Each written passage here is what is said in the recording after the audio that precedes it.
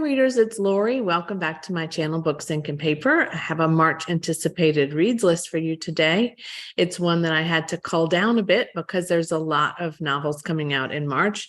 January is a little slow. February ramps up a little bit. March really brings it home for those new anticipated reads. So if I were to tell you about all of the ones that I researched, we'd be here all day. So let's just start with a few, and then you can tell me which novels you're anticipating in the comments below.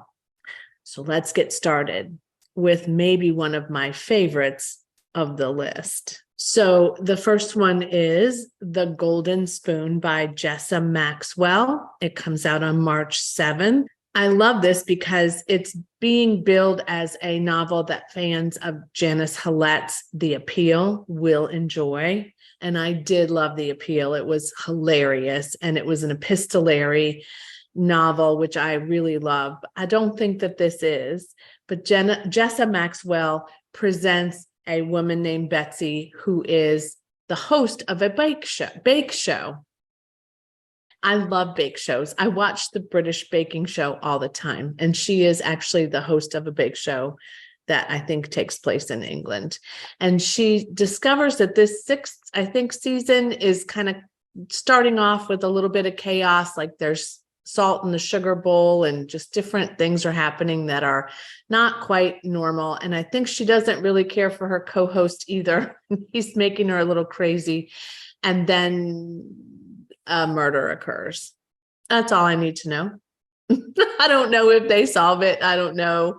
I mean, who it is. Maybe it's Archie. I don't know. But I really think this will be fun. The next one is What Have We Done by Alex Finley. I haven't read anything by Alex Finley before, but I have kind of looked at a couple of things in the past, and I think one of them is on my to-read list. But this one follows three adults who knew each other as teenagers. They were all three in a bit of a group home situation called the Savior House, and they had no parents. So they kind of grew up together, and then they drifted apart. So now Jenna is a stay-at-home mom, and Donnie is a former rock star.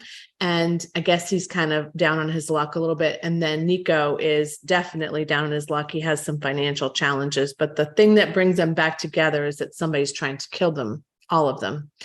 And they don't know who. So it's a bit of a similar plot to other mystery thrillers, but it is interesting to me. It's billed as an edge of your seat thriller, but also a coming of age story. So I think it probably goes back and forth to both of those timelines, but it is getting a lot of buzz from a lot of different sources. And I hear good things about Alex Finley, so it's very possible I'll pick this up. A few years ago, I read a book called Defending Jacob by William Landay, and I loved it. I devoured it. William Landay, the author, has a new book coming out called All That Is Mine, I Carry With Me.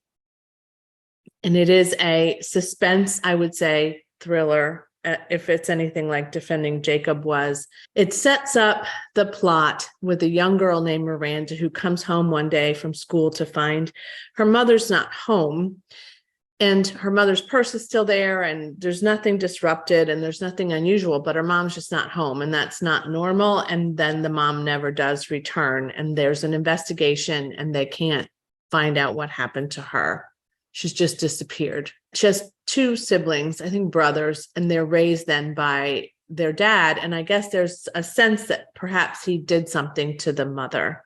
But decades later, as they're grown, the mother, Jane's remains are found. And then the whole case is opened up again, and what happened to her and who was responsible. And it sounds really cool. And again, I really enjoyed his writing style. It was captivating.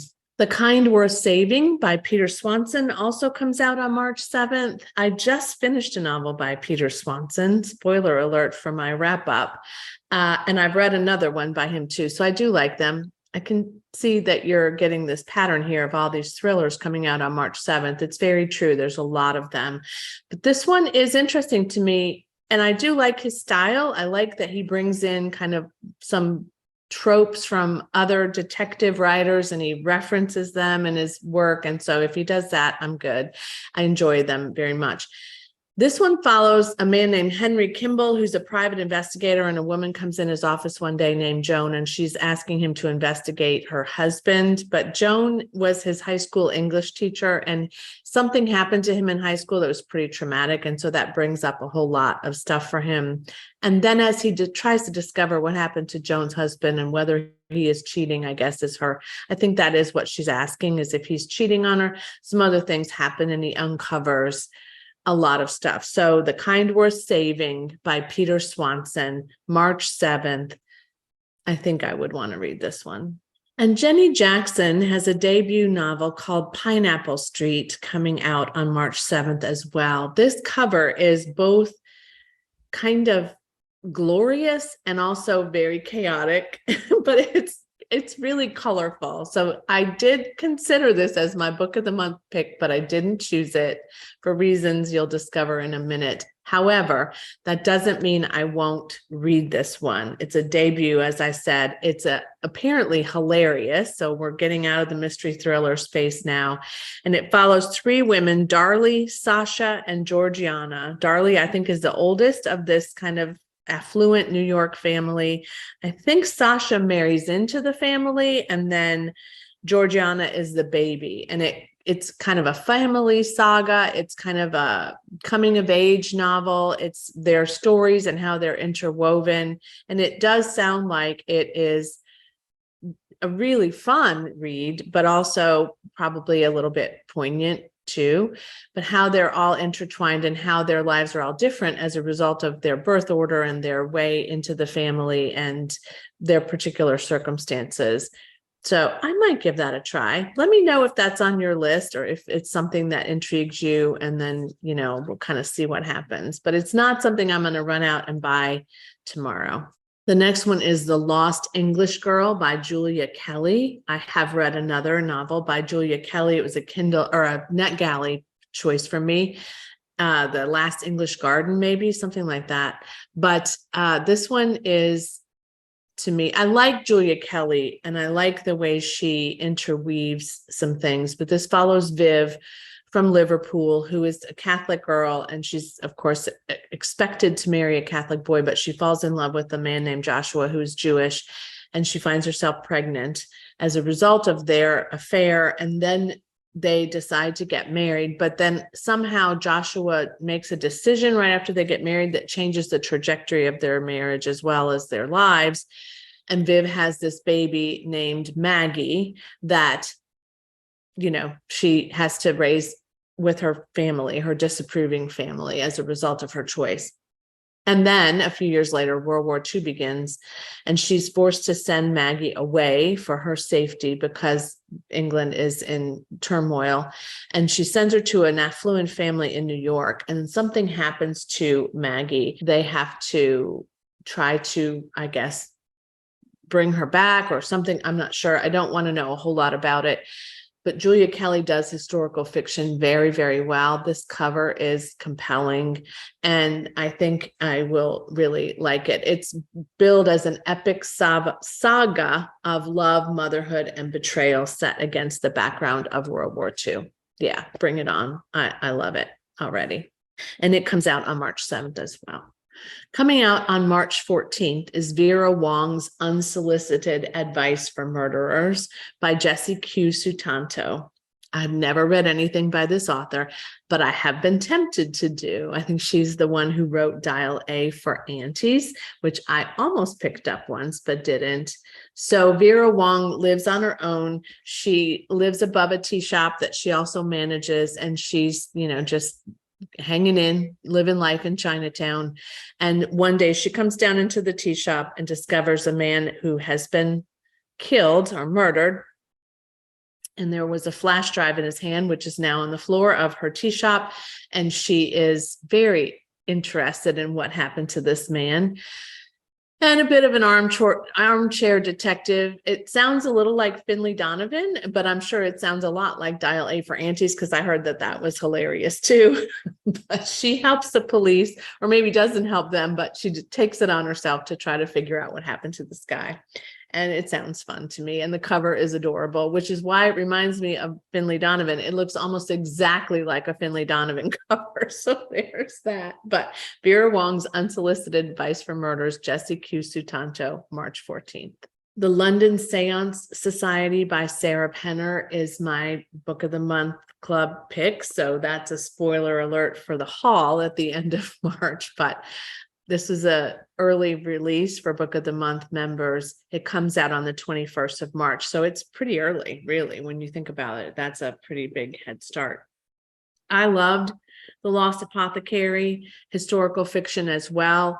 And this one proves to be just as endearing, perhaps similar though. So maybe it may be the same, but a different plot. It follows Baudelaire, who is a psychic medium, and she is able to discover the details behind people that were murdered. So she supports the police in creating and conducting seances to find out what happened to people who were killed. A young girl whose name I will need to look up, Lena Wicks, has come to Paris to find out about someone in her life that has been murdered. She and Vaudeline partner as so that she can kind of apprentice and learn kind of how this works. And then somehow they get connected to this male-dominated London seance society. That's all I know. That's all I want to know. I really hope it's good, because The Lost Apothecary also had kind of a main character who was dabbling in some things, and then a woman who came in as an apprentice. So it's a familiar kind of plot, and it was a dual timeline. I don't know that this one is. It's set in the late 1800s, so we'll see. It could be completely different, but I did pick it as my book of the month club selection, so I hope it's good. Okay, this really might be one of my most anticipated reads for the month of March. It's called A House of Good Bones by T. Kingfisher. Never read anything by this author. Just saw this on a list of March anticipated reads, and I was like, oh my God. So here's what did it. Okay. This girl named Sam receives a call from her brother, and he uses the words, "Mom seems off." I don't know why, but that just grabbed me. Okay, mom seems off. So Sam gets in the car and drives to North Carolina to see what's going on with her mom. And when she gets there, her mom's house is completely different than it used to be. It's not cluttered anymore. It's sterile white. Her mom does seem off, and she discovers a jar of teeth underneath the rose bushes, and vultures are circling ahead around it. I cannot tell you how much the premise of this book delights me and makes me want to read it. The cover is lovely too. And so this one comes out on March 28th. It's going to be, I think I'm going to have to pre-order it. I really do. I just think I need this book in my life. So the last one I've talked about before, and I don't remember why, and I haven't looked at my videos to see. It is The Secrets of Hartwood Hall by Katie Lumsden. And Katie is a booktuber. I would love to support a booktuber. And it's also Gothic Victorian fiction, which I adore as a genre. So this woman who is a widow, her name is Margaret, I think. Margaret in 1852, she's a widow, and she's looking for something to obviously bring her some income and to keep her busy. So she agrees to be the governess of a child in a home in England. And when she gets there, she discovers that the house is pretty creepy and some weird things are happening, and neighbors and other people in town talk about this home and the woman who owns it, lives in it. And she befriends the gardener and tries to figure out what's happening in this home and to stay safe.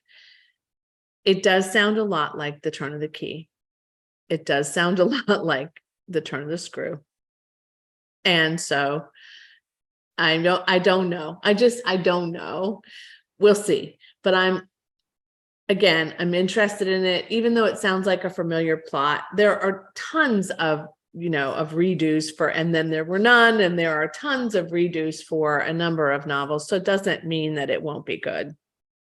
Right. So I'm going to give it a shot. I think it comes out March 30th. It's the last the last one that I chose to feature in this wrap up of anticipated reads for March. So I hope that some of these are intriguing to you, and let me know again what is on your list of anticipated reads for this month.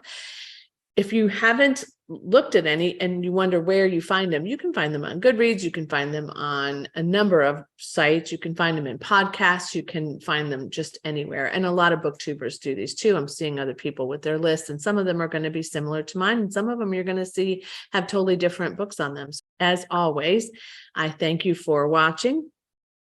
Thank you for subscribing to my channel. Thank you for your comments, and happy reading. Bye.